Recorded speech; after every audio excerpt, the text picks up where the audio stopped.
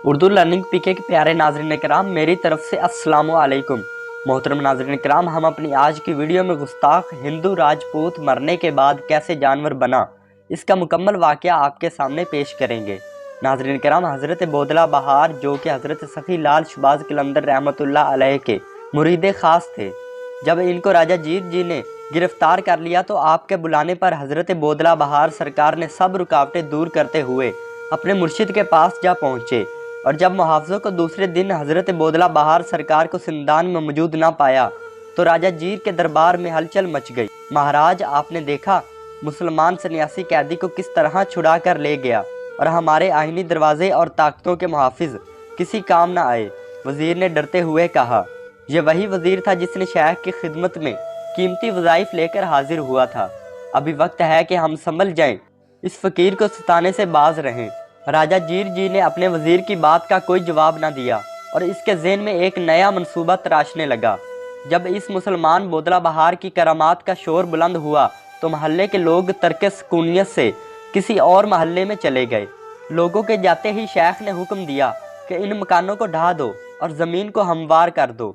खुदाम ने हज़रत सखी लाल शहबाज कलंदर रहमतुल्लाह अलैह के हुक्म पर अमल किया और इन लोगों ने तवाइफ के मकानों को हमवार करना शुरू कर दिया। थोड़ी देर बाद यह खबर पूरे शहर में फैल गई और एक मकान भी पूरी तरह मिस्मार ना किया था कि चंद अफराद घोड़ों पर नमूदार हुए और एक तवाना शख्स गुस्से से भरा हुआ नीचे उतरा और इंतहाई गजबनाक लहजे में दरवेशों को मुखातिब करते हुए कहने लगा कि तुम लोग किसके हुक्म पर इन मकानों को ढा रहे हो। दरवेशों ने बगैर किसी डर और खौफ के कह दिया कि हमने शेख हज़रत सखी लाल शहबाज कलंदर रहमतुल्लाह अलैह के हुक्म पर अमल कर रहे हैं। इसने कहर भरे लहजे में पूछा कि खिदमतगार इस सवाल का जवाब देने ही वाले थे कि हज़रत सखी लाल शहबाज कलंदर अपने खैमे के दरवाजे से बाहर नमूदार हुए और दरवेशों ने अपने शेख की तरफ इशारा करते हुए फरमाया। मुसल्ला शख्स आगे बढ़ा और चीखते हुए बोला कि इस ज़मीन का मालिक मैं हूँ और तुम लोग किसकी हैसियत से इन मकानों को ढा रहे हो। इसके साथ ही राजपूत ज़िम्मेदार के मुंह से गुस्ताखाना अल्फाज का फवारा उछल पड़ा। हज़रत सखी लाल शहबाज कलंदर रहमतुल्लाह अलैह ने कुछ कहे बगैर अपने असास से इस ज़िम्मेदार के सीना पर ज़ोरदार ज़रब लगाई और पूरा इलाका इसकी चीखों से गूंजने लगा और ज़मीन पर वो ज़िम्मेदार गिर पड़ा और ज़िबा किए हुए जानवर की तरह तड़पने लगा। राजपूत ज़िम्मेदार के साथी हैरत और खौफ के साथ ये मंजर देख रहे थे। फिर देखते ही देखते ये ज़िम्मेदार दुनिया से रुखसत हो गया। इसके मुलाजमीन पर इस तरह की वहशत तारी हुई कि वो दरवेशों को रोकने के बजाय वहाँ से फरार हो गए और राजा जीर जी के पास पहुँचे और सारा वाक़या बयान किया। महाराज, अगर मुसलमान सन्यासी को ना रोका गया तो पूरे सेवन में बुकाल आ जाएगा। राजा जीर जी ने उसी वक्त सिपाहियों का एक दस्ता रवाना किया और हुक्म जारी किया कि उस मुअज़्ज़ज़ शख्स के कत्ल में मुसलमान सन्यासी को गिरफ्तार करके हमारे सामने लाया जाए। जब हज़रत सखी लाल शहबाज कलंदर रहमतुल्लाह अलैह राजा जीर जी के सामने लाए गए तो राजा जीर जी ने जब इस ज़िम्मेदार राजपूत के कत्ल के बारे में पूछा, हज़रत सखी लाल शहबाज कलंदर रहमतुल्लाह अलैह ने नफ़ी में जवाब दिया और फरमाया कि किसका कत्ल। इस जवाब को सुनते ही हाथ में सेवन भड़क उठा और कहा कि मेरी ही ज़मीन पर रहते हुए मुझसे सवाल पूछ रहे हो। हज़रत सखी लाल शहबाज कलंदर रहमतुल्लाह अलैह ने फरमाया, ज़मीन का मामला कुछ और है, अनकरीब अपनी आंखों से देख लोगे और अपने आने का मकसद बताओ। ये सुनकर राजा जीर जी और भड़क उठा और फिर इसने अपने एक वज़ीर की तरफ इशारा करते हुए कहा कि इस मुसलमान को फर्दे जुर्म पढ़कर सुनाया जाए। वज़ीर मुमलकत ने पहला जुर्म बताते हुए कहा कि आप बगैर पूछे इस ज़मीन पर रह रहे हो और दूसरा जुर्म यह है कि तुमने बगैर किसी वजह के नाचने वाली औरतों को बेदखल किया जो कि एक तवील अरसा से यहाँ पर मौजूद हैं।